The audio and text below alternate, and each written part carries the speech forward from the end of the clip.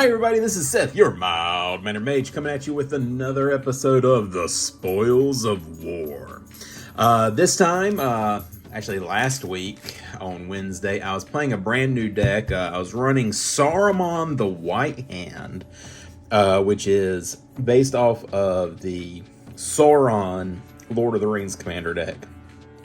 This one is a Avatar Wizard deck, Saruman the White Hand, blue, black, and red for 1, and whenever you cast a non-creature spell, amass Orcs X, where X is that spell's mana value. Goblins and Orcs you control have Ward 2. So this deck is just chock full of non-creature spells, planeswalkers, enchantments, trying to boost up those orc armies, and ways to sack the orcs to either generate mana or to make my opponents mill. This was the initial run, so the inaugural run of this deck, and did pretty well with it. Ended up coming in second overall in the pod, which was a lot of fun. We were playing a new format called Treasure Cruise, which is a lot of fun, based it off of the Tolarian Community College Treasure Cruise Commander game that they posted about a month or two ago. So from playing this deck, I got a couple of packs here out of the game store's Grab a Pack winning system. So basically the store owner dumps a bunch of set boosters, draft boosters, theme boosters, and collector's boosters into a box. And at the end of the tournament, you reach in and grab however many packs you are allotted. I believe I came in second, so that got me a pack for participating and then an extra pack for coming in second. So reaching into that grab a pack box, I pulled out an Adventures of the Forgotten Realm draft booster. So maybe we'll see an old Gnawbone out of that. And also very excited to see a Dominaria United collector booster. So that's pretty fun. We'll be busting into that. Also, for participating in the tournament, the store owner was handing out these cards, so let's take a look at them. First, we've got Jolriel, the Voice of Zalfir. This is from the March of the Machines Aftermath. She is a human druid. At the beginning of combat on your turn, up to 1 target land you control becomes an XX green and blue bird creature with flying and haste until end of turn, where X is the number of cards in your hand. It's still a land. And then whenever a land creature you control deals combat damage to a player, draw a card. So I could see building a deck around this, heavy landfall, lots of land grab. I mean, you're in the right Simic colors for that. And then also some cards to animate your lands and just make them big beefy boys and just start wrecking face with it. We also got a nice Thought Vessel. This is one of my favorite arts on Thought Vessel. Thought Vessels also, I think, is an underrated mana rock. It's 2 generic mana for a mana rock. Tap to add 1 colorless mana, and you have no maximum hand size. This is one of the mana rocks that I try to run in every deck that I produce.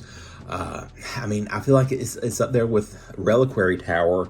It's a nice, you're not always going to have a crap ton of cards in your hand, but for those instances that you do, being able to drop this out and not have to worry about your hand size is an added bonus. We also got a Touch of the Spirit Realm, white and 2 for an enchantment. When Touch of the Spirit Realm enters the battlefield, exile up to 1 target artifact or creature until Touch of the Spirit Realm leaves control, and then you can channel it to pay a white and 1 to discard Touch of the Spirit Realm, exile target artifact or creature, return it to the battlefield under its owner's control at the beginning of the next end step. So this is a good way to kind of help keep things from going off, or to protect one of your creatures, you know, should a board wipe come through or some targeted removal. And then lastly, again, another one of my favorite arts on a staple Mana Rock Mind Stone. 2 mana for a Mana Rock. Tap it to add 1 mana of 1 colorless mana, and then pay 1 to tap it to sack it to draw a card. I feel like this is pretty good. I feel like Command Sphere is a little bit better because you just sack Command Sphere, whereas this you have to pay 1 to sack it, but it's still a good artifact, and I really love the art on this card. All right, so those are the giveaway cards. Let's take a look at these packs. We'll do Forgotten Realms first, and then we'll open this collector booster last. All right, so let's get into it. Nice clean open on this pack. All right, and let's get through these commons.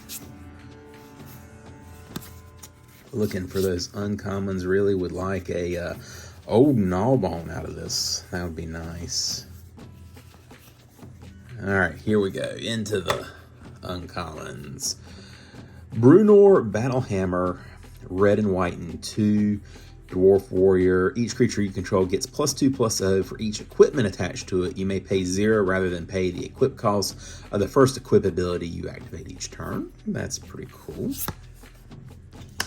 Temple of the Dragon Queen. I have to say, I really love these D&D book arts on these lands. I think they're fantastic. So Temple of the Dragon Queen. Land, as Temple of the Dragon Queen enters the battlefield, you may reveal a dragon card from your hand. Temple of the Dragon Queen enters the battlefield tapped unless you reveal a dragon card. When it enters the battlefield, choose a color. Tap it to add a mana of the chosen color. I think that's a pretty solid dragon card. And then a basic red dragon, 2 red and 4 flying. Fire Breath, when it enters the battlefield, it deals 4 damage to each opponent.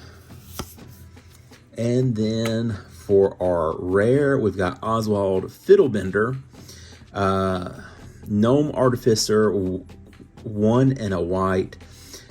Magical Tinkering, pay a white and tap Oswald, sack an artifact, search your library for an artifact with mana value equal to 1 plus the sacked artifact's mana value, put it onto the battlefield, then shuffle, activate only as a sorcery. So, I mean, if you're running mono white equipments, I could see running him in a SRAM deck, just being able to go get what you need for any instance. And then we have our land and an angel token. Those there. All right, so now let's check out this commander or this collector booster. Gotta love that art on braids. So let's get into it.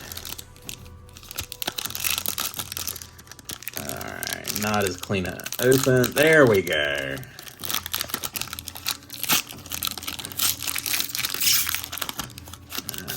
Didn't open as clean as that first pack, but we'll get there. We'll get into it, don't you worry.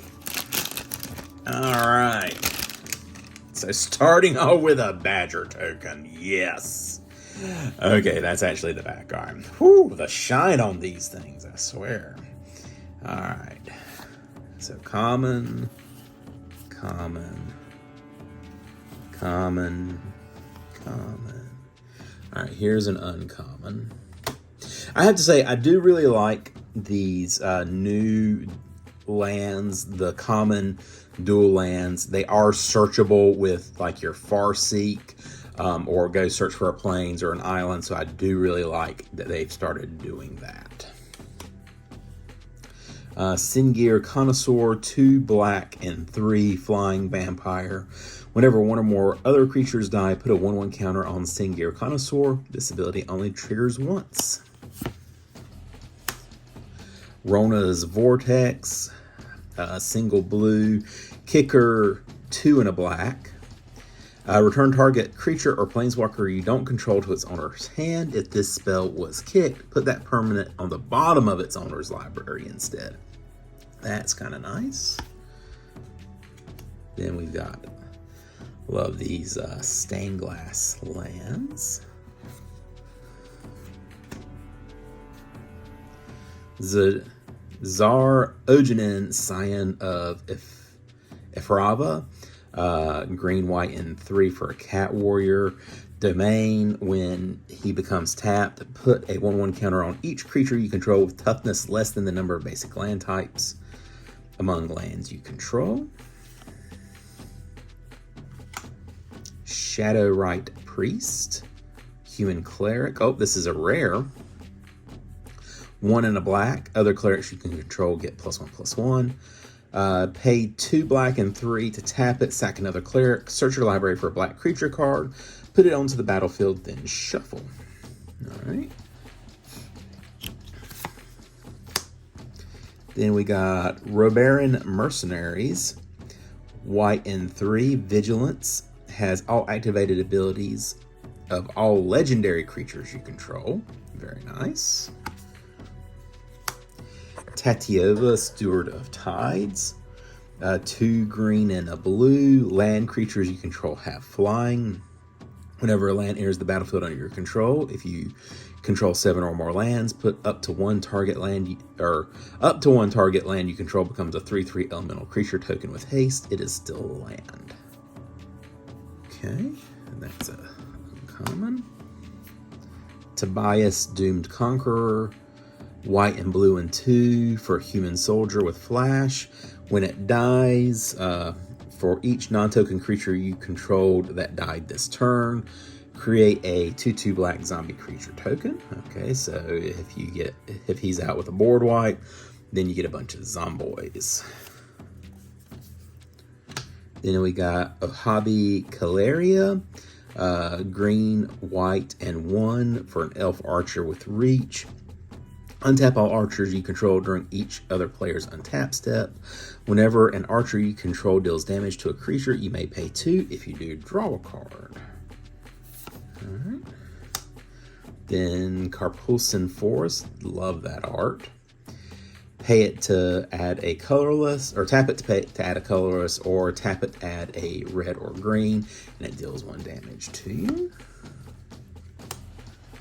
And then Namada Primeval Warden, black and green and 2 for a tree folk.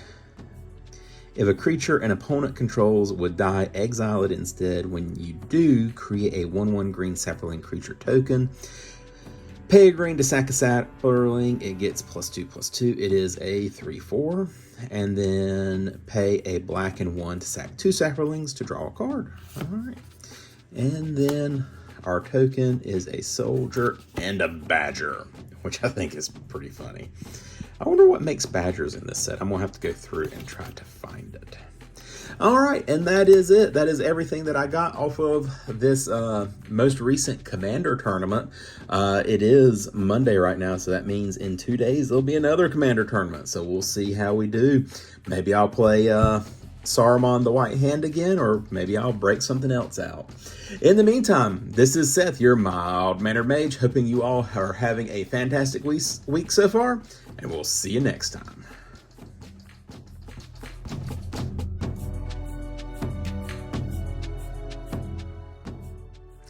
And I'm back. I just realized that I forgot to give you some codes. So here are the codes. One I think is older, I'm not sure. And then this one I think is from, one of them I think is from Lord of the Rings. So here are 2 codes. Sorry about that. We'll edit this little clip in. Again, hoping that y'all all have a fantastic week. This is Seth, your Mild Mannered Mage, and we'll see you next time.